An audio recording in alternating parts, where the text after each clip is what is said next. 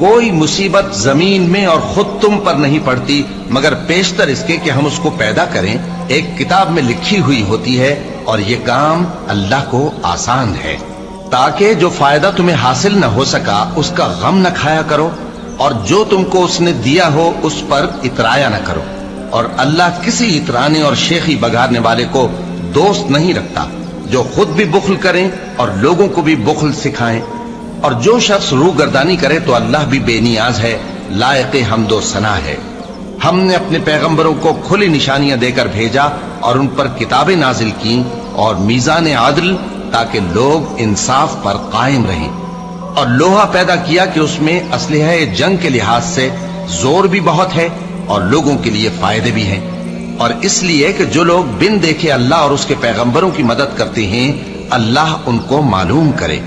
बेशक अल्लाह जोर आवर है, गालिब।